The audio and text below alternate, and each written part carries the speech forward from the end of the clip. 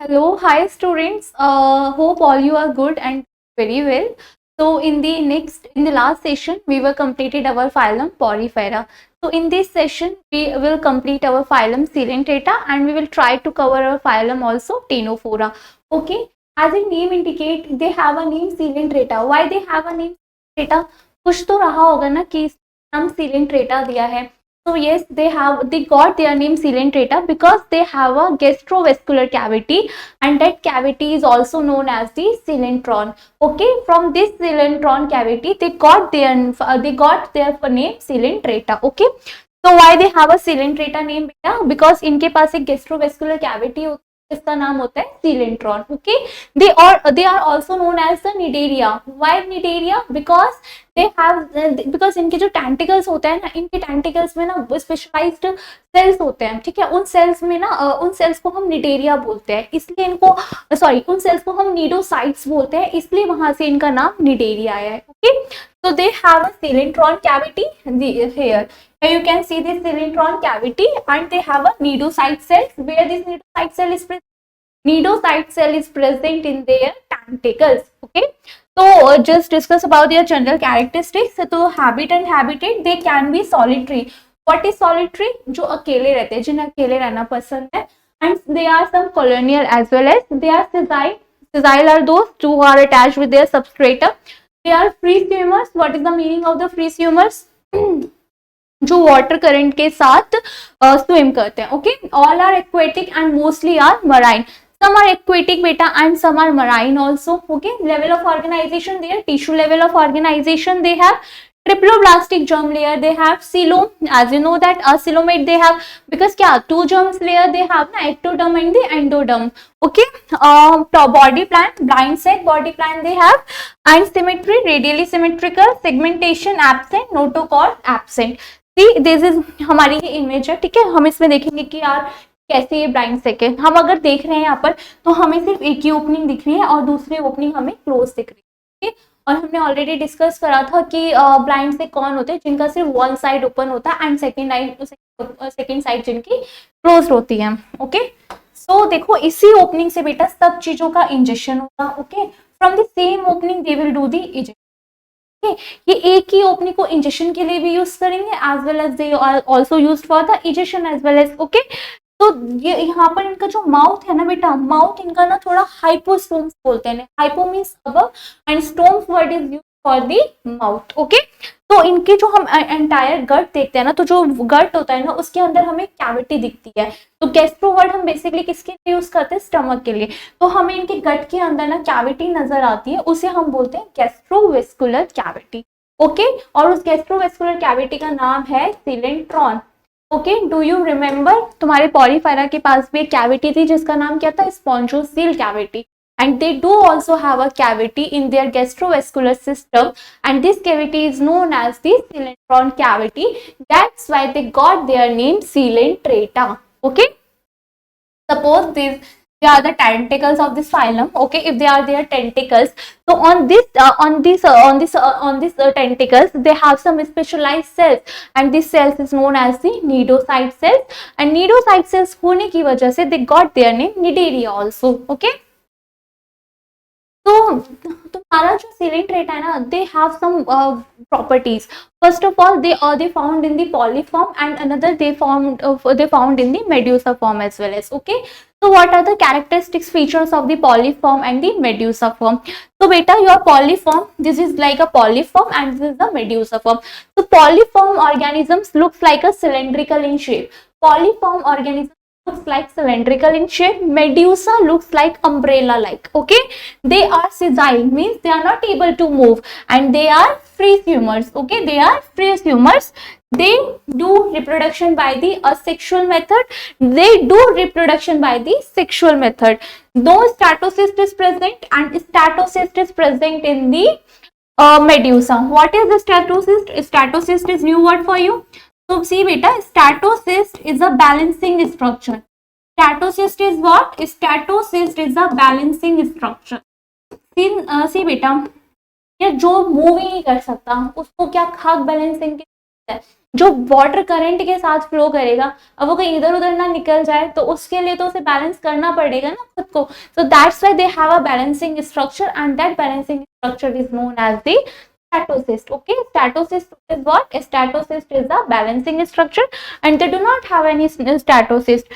Example is your Admetia and the Hydra, and example is your Aurelia which is your Medusa. Okay, बहुत ही simple है polyp and the medusa. Polyp सी देखो cylindrical shape है, umbrella जैसा। Okay, अपने substratum के साथ अटैच रहता है, सिजाइल है, वो फ्री स्विमर्स है।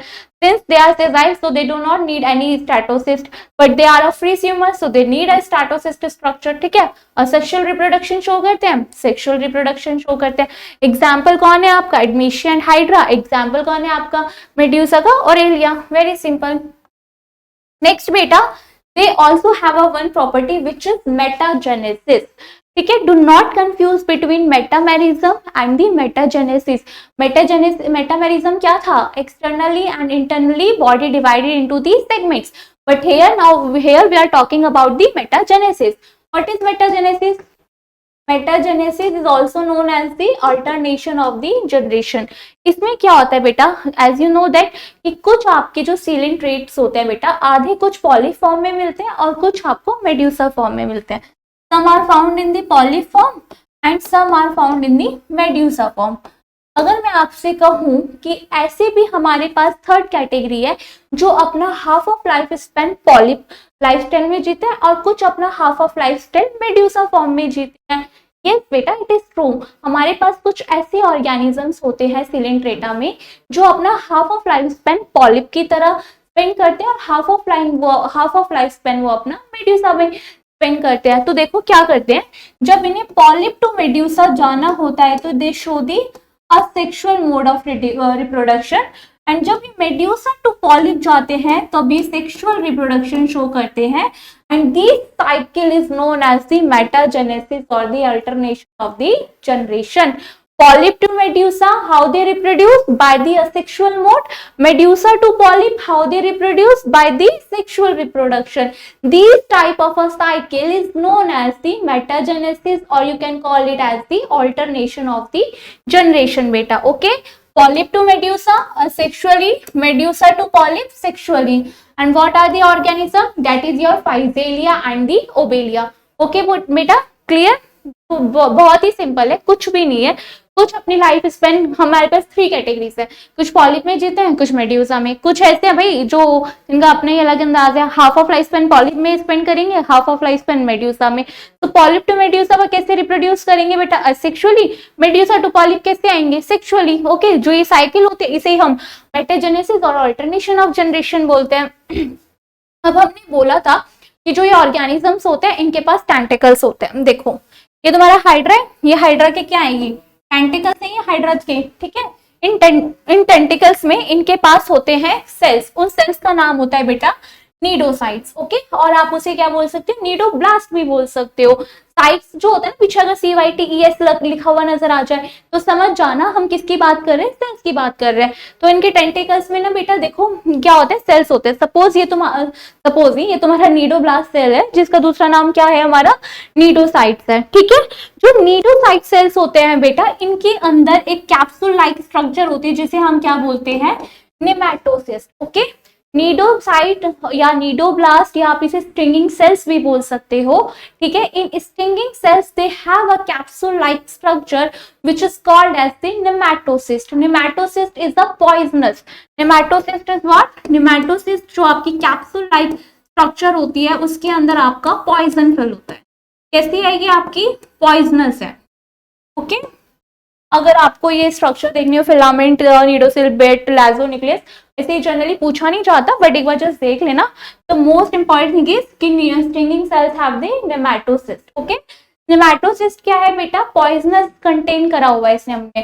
नेमेटोसिस्ट आपका कैप्सूल लाइक स्ट्रक्चर है in which they have a poison. Okay, तो what are the function of this stinging cells? First of all बेटा they are using in the offense and defence.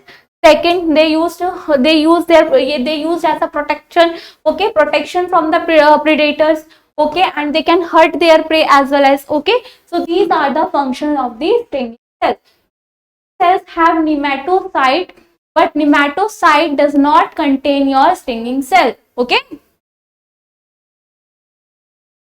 Okay, another property of the coelenterata are some are found in the coral form as well as. बेटा coral form जो है आपकी they are exclusively marine, means ये आपको सिर्फ marine water में ही मिलेगी और कहीं आपको ये नहीं मिलेगी. They are exclusively marine. क्या होता है ये अपनी बॉडी के बाहर ना एक एक्सोस्केलेटन बनाते हैं कैल्शियम कार्बोनेट का. अगर आप में से किसी लोगों ने सी वॉकिंग या सी डाइविंग करी होगी तो आप जब अंडर द सी गए होंगे, सी बेड पे आपने देखा होगा वहां ना ऐसे ब्यूटीफुल कोरल्स होते हैं. इन्होंने अपनी बॉडी के बाहर ना एक व्हाइट स्मोकी कलर का सिक्रीशन किया होता है. वो व्हाइट स्मोकी कलर का सिक्रीशन क्या है? वो कैल्शियम कार्बोनेट है वो सिक्रीशन. ठीक है, तो वो बेटा ये वो उनका क्या एक्सोस्केलेटन है. हमारे पास ना स्केलेटल सिस्टम ना दो तरह के होते हैं, एक एक्सोस्केलेटन और दूसरा होता है एंडोस्केलेटन. एक्सोस्केलेटन वो होता है जो हमें बॉडी में बाहर से प्रोटेक्शन दे. अगर suppose if we talk about the humans, we have exoskeleton, yes we do have a hairs, we have a nails, we have a skin, yes. or what endoskeleton we have a proper bony endoskeleton जिसपे हमारी body पूरा frame है. Suppose हमारे पास endoskeleton नहीं होता तो वो Tom and Jerry में से रोल नहीं कर देते, वैसे ही नहीं लगते हो.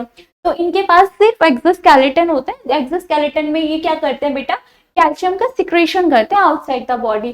तो दे आर कौन सी, दे आर व्हाट फॉर्म बेटा, they are polyp form and they are exclusively marine. Very important, आप इन्हें कहीं भी ऐसे फ्रेश वाटर और एक्वेटिक रीजन में नहीं दे सकते. They are exclusively marine and they secrete calcium carbonate. Okay, let's discuss about their physiology. Digestive system, incomplete digestive system they have. Why बेटा? because they belongs to the tube within tube body type plant. Oh sorry, they belongs to the blind sac body plant. Both intracellular and the extracellular digestion take place here. Extracellular and the intracellular digestion, अब ये क्या होता है? We have two type of a digestion. First one we have intracellular digestion. Intracellular digestion में बेटा क्या होता है? Suppose this is your cell, okay? This is your cell और सराउंडिंग में क्या पड़ा हुआ है? फूड पड़ा हुआ है आपका. ओके, तो ये सेल क्या करेगा? ये जो फूड है ना ये इस सेल के अंदर आ जाएगा. देन सेल इस फूड को डाइजेस्ट करेगा. तो जो यहाँ पर डाइजेशन हो रही है, digestion happens with the cells only. तो that type of a digestion is known as the intracellular digestion. But extra cellular digestion में क्या होता है? आपका सेल है, सराउंडिंग में आपके फूड पार्टिकल्स. सपोज हमारा गट है, स्टमक है हमारा, ठीक है, गट है, हम खाना खाते हैं, वो सराउंडिंग गट में खाना आया हमारा. तो जो हमारे सेल्स होंगे वो अब इस खाने को अंदर नहीं ले लेंगे अपने. हमारे सेल क्या करेंगे? First they will secrete some kind of enzyme and that enzyme will take an action on this food particles. तब हमारी बॉडी में डाइजेशन होगी. ठीक है, तो ये सब चीजें कहाँ हो रही है? Outside of the cell. तो ये क्या हुआ हमारा? Extra cellular digestion. Inside the cell जो हो रहा वो इंट्रासेलुलर, और जो आउटसाइड द सेल हो रही हो डाइजेशन वो होती है एक्स्ट्रा सेलुलर डाइजेशन. तो ह्यूमंस में अपने में कैसी होती है? Extra cellular digestion. ऐसा तो नहीं हमारे सेल्स के अंदर खाना घुस गया तब डाइजेशन हो रही है, नहीं. Respiration absent, circulation absent, excretion absent. तो कैसे होगा? Bye general body surface. Okay, just simple diffusion. Nervous system, for the very first time, very important, for the very first time apolar neurons developed. Okay, what is apolar neurons? बेटा जब आप neural control and coordination chapter पढ़ोगे तो then we will discuss about the different type of neurons. तो apolar neurons क्या होता है बेटा? एपोलर न्यूरॉन्स, आपको नॉर्मल अपने न्यूरॉन की स्ट्रक्चर पता है. या आपका क्या होता है? या आपके बीच में क्या होते हैं? मिड में सेल बॉडी होती है. ओके, ऐसे यहाँ पर क्या होती है? आपकी सेल बॉडी होती है आपकी, और ये आपके क्या होते हैं? डेंड्राइट्स होते हैं, और ये आपके क्या होते हैं बेटा? एक्सॉन होता है. ओके, सेल बॉडी को हम ऑल्सो क्या बोलते हैं बेटा? साइटोन बोलते हैं. ठीक है, ये बेसिक स्ट्रक्चर तो पता है आपको. बट एपोलर न्यूरॉन में क्या होता है बेटा? सिर्फ उनके पास क्या होती है? सेल बॉडी होती है. उनके पास ना डेंड्राइट्स होते हैं ना एक्सॉन होते. ठीक है, तो दैट्स उन्हें बोलते हैं अपोलर न्यूरॉन, जिनमें सिर्फ सेल बॉडी प्रेजेंट होगी, ना डेंड्राइट्स होंगे ना उनके पास एक्सॉन होगा. Okay, for the very first time they was developed their nervous system. so obviously primitive type character आएंगे. तो primitive टाइप कैरेक्टर में इनके पास अपोलर न्यूरॉन्स आया. अपोलर न्यूरॉन्स वो होते हैं जिनमें सिर्फ और सिर्फ सेल बॉडी होती है. Nerve cells are organized in a nervous net because they do not have a particular type of a system just like us. तो बहुत ही नर्वस सेल्स ऐसे मैशी नेट की फॉर्म में अरेंज होते हैं. Reproduction, both unisexual and the bisexual, okay, unisexual भी हो सकते हैं बेटा और बाइसेक्सुअल भी हो सकते हैं। Bisexual means male and female organs are present in the one organism. Okay, both sexual and the asexual reproduction, fertilization, internal and the external, as well as development, direct and the indirect sensory structure. You know that they have a nidocyte cell as well as they have a statocyst. Okay, there some members have tentacles. Tentacles may they have, yes, they have a nidoblast cells, or you can call as the nidocytes. And another name of nidocytes are springing cell. Okay, used to capture prey. Statocyst may be present in the tongue. Okay, examples are very important beta. Physalia, Portuguese manner of what? P for Physalia, P for Portuguese. Okay, Admesia, sea anemone. Penitula, sea pen, pen. Gorgonia, sea fen. Medenia, brain coral. Obelia, sea fur. Aurelia, jellyfish. Hydra is your freshwater polyp. Okay, examples are very important क्योंकि examples में से question पूछे जाने के chances बहुत ज्यादा होते हैं. Next we have a phylum which is your ctenophora. Ctenophora, why they got their name ctenophora? Because they have a comb plates on their body. इनकी बॉडी के ऊपर क्या होता है बेटा? ऐसे कॉम्प्लेट्स होती है. ये जो आपको दिख रही है ना, ये क्या होते हैं? इनकी कॉम्प्लेट्स होती है. ओके बेटा, इन्हें ऑल्सो सी वॉलनट, सी जेलीज भी बोलते हैं. क्यों? इनकी जो शेप होती है ना वो वॉलनट जैसी लगती है. जेलीज क्यों बोलते हैं इन्हें? देखा है ना आपने, जेली एकदम ट्रांसपेरेंट होती है. बेटा ये इतने ट्रांसपेरेंट होते हैं कि आप इनकी इंटरनल स्ट्रक्चर भी देख सकते हो, तो इसलिए हम इन्हें सी जेलीज भी बोलते हैं. और इनकी बॉडी के ऊपर कॉम्प्लेक्स होती है, इसलिए हमने इन्हें क्या नाम दिया? टीनोफोरा दिया. जो ये कॉम्प्लेक्स होती है ना बेटा, ये 18 नंबर होती है और ये क्या होती है? सिलिएटेड होती है. इनके ऊपर सीलिया होता है. और तुम्हें पता है जब भी किसी के ऊपर सीलिया होगा तो वो क्या हेल्प करेगा? लोकोमोशन में हेल्प करेगा. ठीक है, देखो यहाँ पर इनके पास भी टेंटिकल्स है, बट इनके टेंटिकल्स सिलेंट्रेटा से अलग है. क्यों? इनके टेंटिकल्स में कोई ऐसा स्पेशलाइज सेल नहीं है. इनके पास क्या है? सिलिएटेड टेंटिकल्स होते हैं जो इनके लोकोमोशन में हेल्प करेगा. तो बेटा दे हैव सम general characteristics. Habit and habitat. Ctenophora are your planktonic habit, floating in the surface water, exclusively marine.